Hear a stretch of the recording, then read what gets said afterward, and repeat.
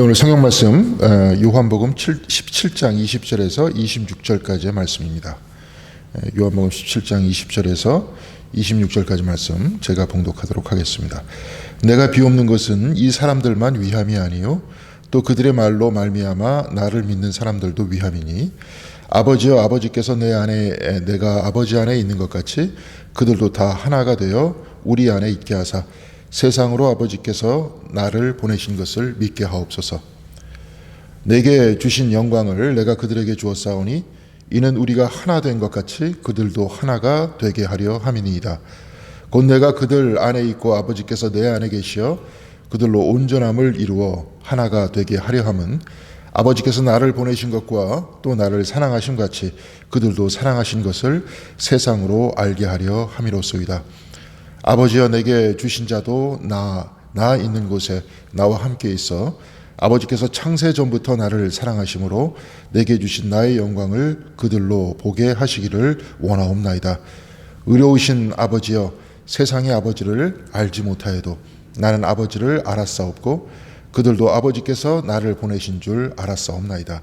내가 아버지의 이름을 그들에게 알게 하였고 또 알게 하리니 이는 나를 사랑하신 사랑이 그들 안에 있고 나도 그들 안에 있게 하려 함이니이다. 아멘. 예수 그리스도의 평화와 사랑이 여러분들과 함께 하시기를 바랍니다.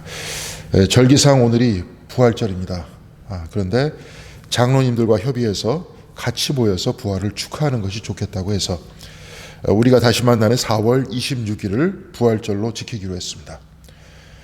온라인으로 서로 떨어져서 부활절을 보내는 것보다 같이 모여서 부활을 축하하는 것이 더 좋겠죠. 부활절은 1년에 한 번 찾아오지만 사실 매주일은 부활을 축하하기 위해서 모이는 겁니다. 그렇다면 매주 금요일에 십자가에 못 박히신 예수 앞에 나의 죄를 고백하고 대속하신 그리스도와 함께 나를 내려놓고 매주일 죄와 사망에서 벗어나 영생을 주신 하나님을 찬양하는 겁니다. 매주 죽고 다시 살아나는 예식은 매일매일 죽고 살아나는 신앙으로 우리를 인도합니다. 죽어서 다시 사는 것, 이 안에 십자가의 신앙과 부활 신앙이 다 들어있습니다. 살아 죽는 것이 아니라 죽어 다시 사는 겁니다. 우리는 살아서 죽음으로 향하는 세상의 시간 속에 있지 않습니다. 죽어 다시 사는 영생의 삶을 살아가는 하나님의 시간 속에 살아가는 겁니다. 이 삶을 살게 하신 분이 예수 그리스도이니 우리는 당신을 주님이라고 부르는 겁니다. 저는 저번 주에 그 부활절 설교를 준비했습니다. 그러나 같이 모여 예배를 드릴 때 부활을 축하하자는 다른 교회 목사님들과 그분들의 방침을 듣고 장로님들과 논의하고 부랴부랴 이 설교를 다시 준비했습니다. 다음 주까지 십자가의 길과 고난의 삶에 관한 말씀을 나누고 4월 26일에 부활의 메시지를 전하려고 합니다. 여러분들 모두 동참해 주시고 4월 26일에는 다 같이 모일 수 있도록 기도해 주시기 바랍니다. 다음 주 수요일이면 총선입니다. 아마 사전 투표를 이미 다 마치신 분들도 계실 겁니다. 그런데 이번 선거는 여느 때와 달리 대단히 조용하게 지나가는 것 같습니다. 보통 선거철이면 이곳저곳에서 노랫소리가 들리고 길거리를 걸어가다 보면 춤추는 사람들, 인사하는 사람들로 정신이 없는데 여하간 여태까지 경험해 보지 못한 일들을 계속 경험하는 것 같습니다. 선거철이 지나면 잠잠해지지만 선거 때가 되면 서로의 차이점이 많이 드러납니다. 가정에서도 지지하는 후보와 정당이 다르기 때문에 어떨 때는 다툴 때가 있죠. 자동차 세일즈맨이 제일 하지 말아야 할 것이 두 가지가 있다고 하죠. 종교 이야기하고 정치 이야기, 이 두 가지라고 합니다. 우리는 같은 신앙을 가지고 모여 있으니 우리 역시 서로 다른 정치 이야기는 안 하는 것이 좋을 것 같습니다. 소속된 정당이 달라도 우리 모두는 생명을 지닌 하나님의 생명을 우리들에게 주신 하나님의 피조물입니다. 신앙이 정치 위에 있는 것이지 정치가 신앙 위에 있지 않습니다. 예수께서 민주당 사람들만을 위해 십자가에 못 박히셨습니까? 아니면 미통당 사람들만을 위해 죄를 대속하셨습니까? 우리는 생각과 삶이 다르지만 그래서 뜻이 달라 다투기도 하지만 서로 사랑할 수는 있습니다. 교회는 서로 사랑하는 장소입니다. 서로 다르지만 주님께서 가르쳐 주신 사랑을 나누고 우리 모두 그리스도를 본받는 공동교회 성도님들이 다 되시기를 바랍니다. 스파이크 리 감독이 만든 영화 버스를 타라, 이 영화에서는 흑인들의 달라진 삶에 관해서 표현하고 있습니다. 오늘 근데 이 영화를 가만히 보니까 오늘 우리가 처한 상황을 아주 적절하게 잘 말해주고 있는 것 같습니다. 1995년 10월에 펠리칸이라는 흑인 지도자가 워싱턴 DC에서 흑인들의 우정과 화합을 확인하는 100만인 행진 운동을 개최합니다. LA에서 워싱턴까지 이 행진에 참여하기 위해서 흑인들은 버스를 탑니다. 처음에 이 버스에 탄 사람들은 흥에 겨워합니다. 마치 좋은 곳으로 소풍을 떠난다는 듯이 웃고 즐거워하면서 격려하고 노래합니다. 그런데 차츰 의견이 대립하기 시작합니다. 이 버스 안에는 흑인의 역사를 공부하는 예레미야라는 할아버지가 탔고, 어떤 아버지와 아들이 버스에 탔는데 아들은 법원의 명령에 따라 수갑을 차고 있습니다. 아들이 하도 사고를 치니까 24시간 아버지의 감시 아래 있어야 한다면서 아들에게 수갑을 채우라고 명령한 겁니다. 보통 미국에서 흑인들은 민주당을 지지하는데 어떤 흑인은 공화당을 지지한다고 합니다. 버스 안에 한 흑인 경찰관이 있는데 그는 다른 사람들과 달리 피부색이 별로 검지 않습니다. 이유는 아버지가 백인이기 때문에 그렇습니다. 또한 검은색 나비 넥타이를 찬 채 거의 말없는 사람도 있고, UCLA의 한 대학생이 있는데 그는 이런 모든 장면을 카메라에 담고 있습니다. 영화의 초반 즐거운 상황이 지나자 버스 안에는 내내 논쟁이 이어집니다. 정치적인 시각에 따라, 삶의 방식에 따라, 철학에 따라 어느 것 하나 이들의 의견은 일치하지 않습니다. 특히 미국의 현 상황과 흑인의 역사에 관한 논쟁에서는 서로 언쟁이 심하다가 결국 욕이 오갈 정도로 상황이 심각해집니다. 욕과 언쟁 속에서 이들은 서로 미워하는 감정이 싹 듭니다. 우정과 단합을 위한 행진에 참여하는 길에서 이들은 다투고 미워하고 있었던 겁니다. 과거 흑인들의 희망은 노예 해방이었습니다. 또한 마르틴 루터 킹 목사가 주도했던 흑인 인권운동에서는 흑인들의 생각과 뜻이 하나인 것처럼 보였습니다. 그렇지만 각각의 흑인들의 내면을 들여다보면 이들은 이제 다양한 생각과 시각을 가지고 있는 사람들, 이렇게 변했다고 영화는 말하고 있습니다. 그런데 영화 속에서 예레미야라는 늙은 할아버지는 논쟁에 참여하지 않고 그냥 웃으면서 이들을 지켜봅니다. 이들이 워싱턴에 도착했을 때 예레미야 할아버지는 버스 뒤에서 쓰러져 있었습니다. 사람들은 그를 데리고 병원으로 데리고 갑니다. LA에서 워싱턴까지 100만인 행진에 참여하기 위해 버스를 탔지만 그들은 그 행사를 병원 텔레비전에서 지켜봐야 했습니다. 그리고 병원에서 예레미야 할아버지는 심장마비로 세상을 떠납니다. 의사는 예레미야가 이런 심장을 가지고 여행이 무리였고 본인도 이 사실을 알고 있었을 것이라고 말합니다. 그는 100만인 행사에 참여하기 위해서 목숨을 무릅썼던 겁니다. 그의 주머니에서는 쪽지가 발견됐는데 이 쪽지에는 하나님께 드리는 기도가 쓰여져 있습니다. 그 기도의 내용은 이렇습니다. 하나님, 이곳에 무사히 도착하게 해 주시니 감사합니다. 우리들 중 그 어느 누구도 완전하지 않습니다. 오직 완전함을 찾아가고 있을 뿐입니다. 때때로 우리는 주께서 우리를 포기하지 않으셨나, 우리를 이곳에 남겨두고 버리지 않으셨나 의문이 듭니다. 그래서 때로 방황했습니다. 그러나 우리는 여전히 당신의 백성입니다. 마치 탕자가 아버지를 찾아 집으로 돌아온 것 같이 우리는 여기 도착했습니다. 탕자는 아버지에게 나로 하여금 아버지의 품꾼의 하나로 보소서라고 말하며 무릎을 꿇었습니다. 우리도 주님 앞에 그 탕자와 같이 기도합니다. 주여, 우리를 당신의 품꾼 중 하나로 여겨 주시옵소서. 주여, 우리에게 직장을 주시옵소서. 주여, 우리에게 한 번 더 기회를 주옵소서. 욥기 14장에는 이런 지혜의 말씀이 기록되어 있습니다. 나무는 희망이 있나니 찍힐지라도 다시 움이 나서 연한 가지가 끊이지 아니하며 그 뿌리가 땅에서 늙고 줄기가 흙에서 죽을지라도 물기운에 움이 돋고 가지가 뻗어서 새로 심은 것 같거니와. 주님으로부터 나오는 생명수를 맛볼 때 새로운 움이 트고 생명이 뻗어나갑니다. 주님, 우리는 많은 걸 원하지 않습니다.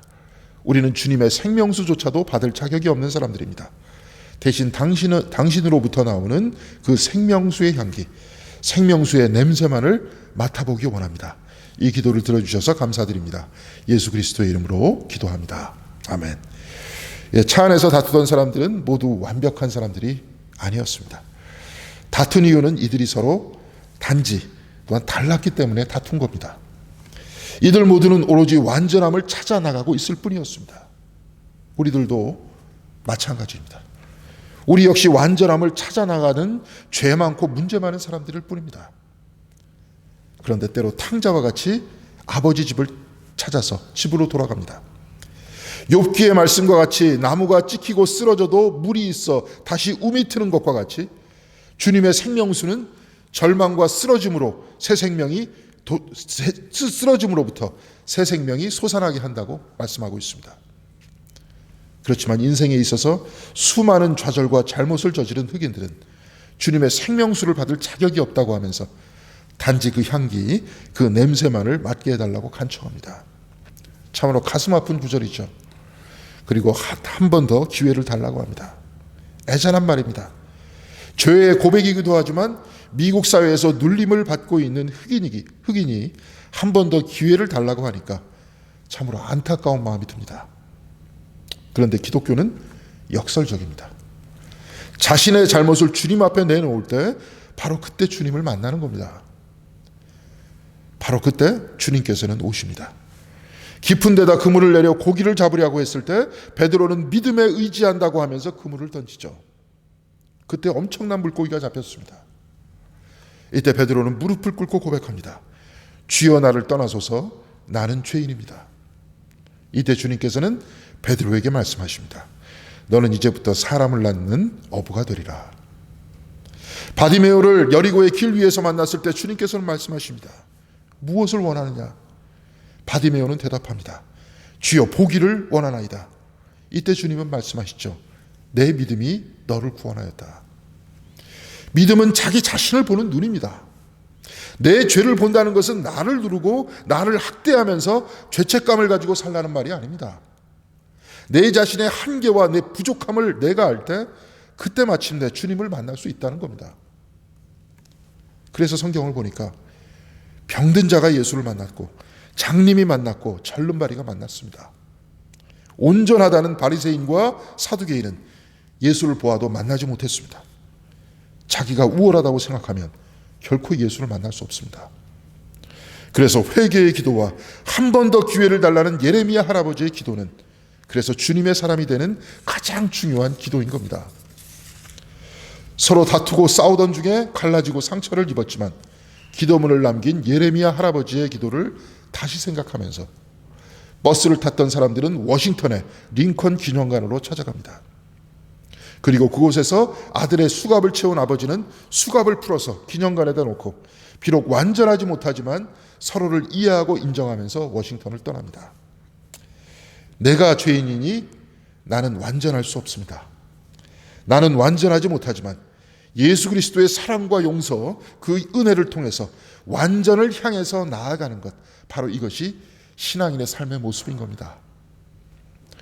워싱턴으로 향하는 버스 안에 탄 그 흑인들이 서로 다툰 사람들이 다른 사람들이었고 이들이 서로 관계 맺는 방법을 잘 알지 못했던 것과 같이 우리 역시 다른 사람들과 사는 것이 서툴고 낯섭니다.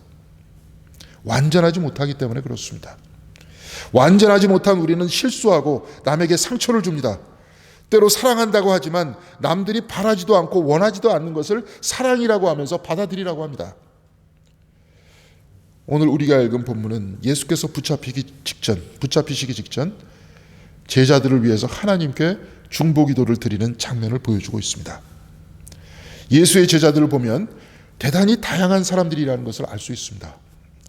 어부도 있었고 세리도 있었고 열심당도 있었습니다. 도마가 의심을 많이 했다는 것을 봤을 때 그의 배경은 분명히 학자였을 겁니다. 빌립과 같이 계산에 능했던 자도 있었고 베드로와 같이 다혈질도 있었습니다. 나중에 사도로 합류한 바울도 제자들과는 전혀 다른 배경과 생각을 가진 사람이었습니다. 바울과 같이 사역을 했던 사람들, 예수와 성경 안에 수없이 다른 사람들은 다른 이름을 가지고 살고 있었습니다. 우리가 읽고 있는 사복음서도 서로 다른 각도에서 예수에 대해서 언급하고 있습니다. 마태복음을 읽다가 요한복음을 읽으면 과연 동일한 예수님이 맞나 의구심이 들 정도로 완전히 다른 모습을 하고 있습니다. 그렇지만 이 다양한 성서의 말씀을 통해 우리는 전혀 다른 은혜와 기쁨의 소식을 듣습니다. 복음서를 읽다가 바울 서신의 통찰을 통해서 은혜를 받고, 바울 서신을 읽다가 구약의 말씀을 보면서 감동을 받습니다. 구약이 신약과 만나고 복음서가 바울 서신과 만납니다. 그리고 이들은 우리의 삶과 만나고 내 경험과 만나고 내 죄와 만나서 회개하게 하고 그 자리에서 우리의 눈이 열려 주님을 따르는 전혀 새로운 결단을 하게 합니다. 성서는 구약 39권과 신약 27권에 서로 다른 책들이 묶여서 하나가 됐습니다. 성서는 다양한 관점들이 연합하여 하나가 된 책입니다. 그리고 이 성경은 서로 다른 삶의 경험을 가진 우리들과 만나고 있습니다. 다양한 관점인 성경이 모여 한 권의 책을 이루듯이 이 다양한 말씀이 다양한 우리의 삶과 만나서 내 신앙의 경험을 만들어내고 이 다양한 사람들이 한 곳에 모여서 하나님 나라의 백성이 되는 겁니다. 열린 마음으로 우리가 서로의 말을 듣고 보고 상상하고 배울 때 우리는 서로를 통해 새로운 통찰을 얻을 수 있는 겁니다. 서로의 다름에 대해서 열린 마음을 가질 때 우리는 더 큰 은혜의 자리에 들어갈 수 있습니다. 우리 모두는 성경 66권을 완전히 이해할 수 없습니다. 기독교 신학의 역사는 성서 해석의 역사이고 각각의 해석이 사람들의 삶과 생각과 만나는 역사였습니다.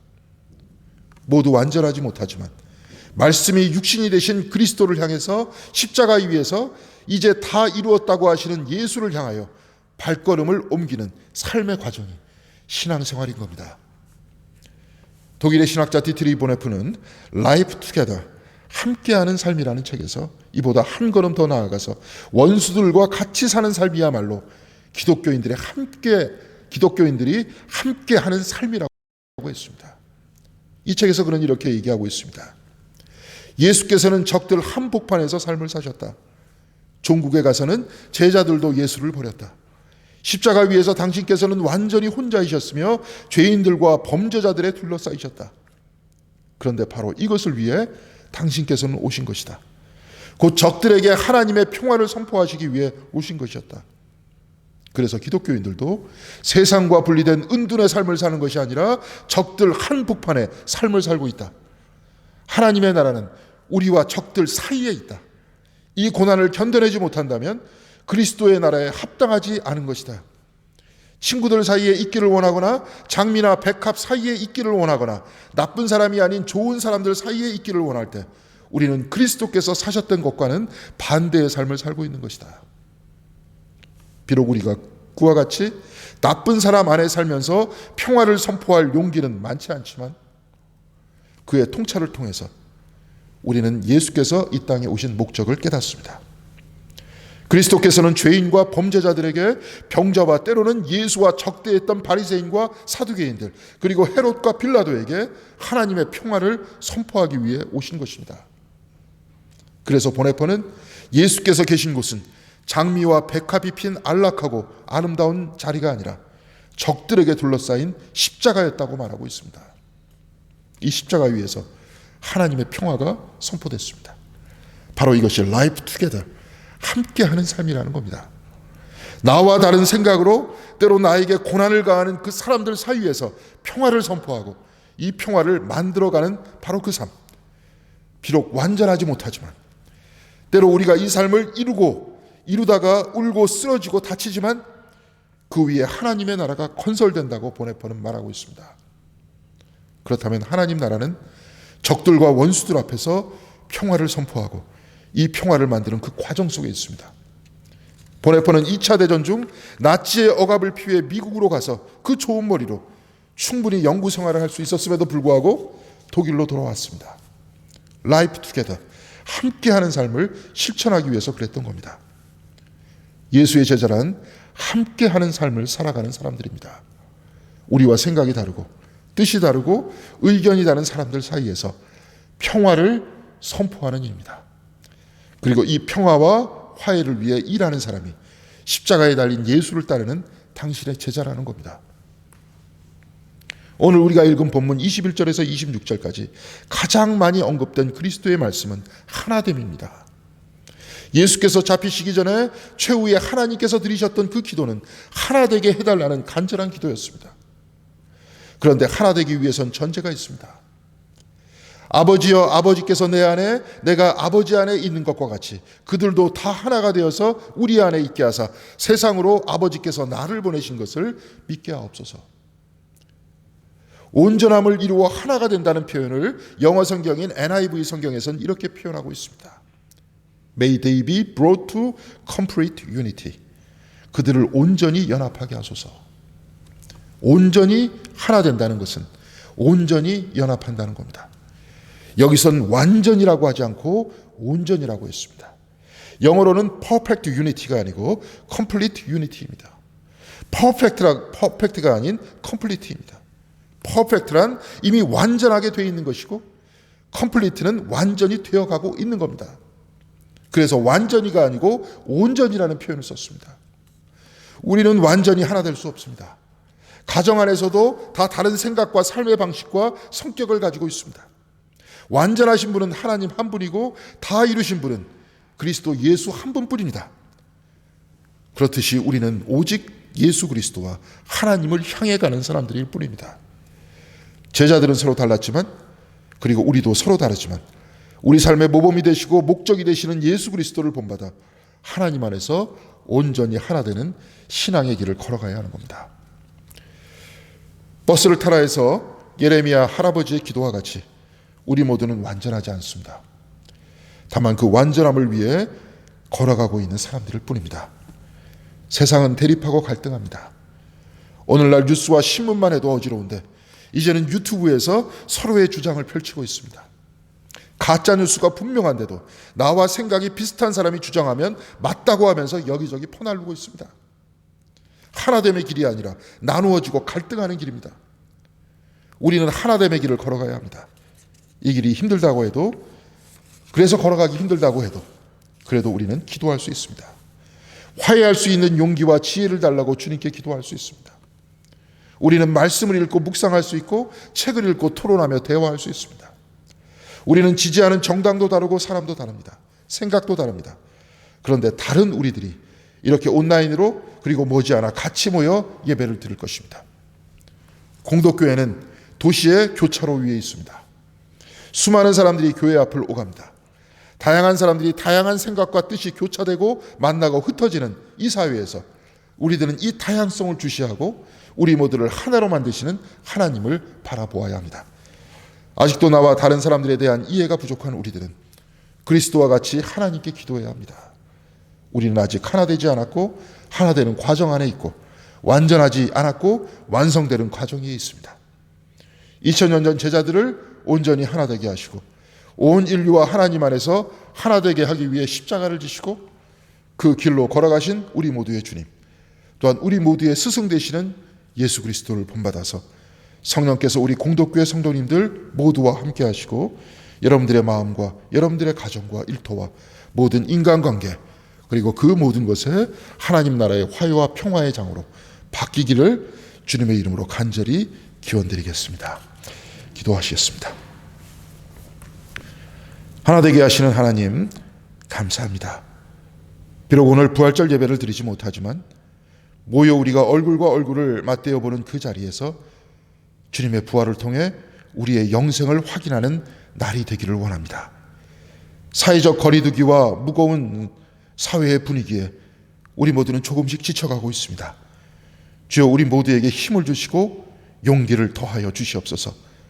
모든 이들을 나누는 그 공포와 죽음을 이겨내게 하시옵시고 또한 주님께서 우리 모두에게 하나됨의 소망을 주시었듯이 나눔보다 하나됨을 바라보고 살아가는 우리 모두의 인생 되게 하여 주시옵소서.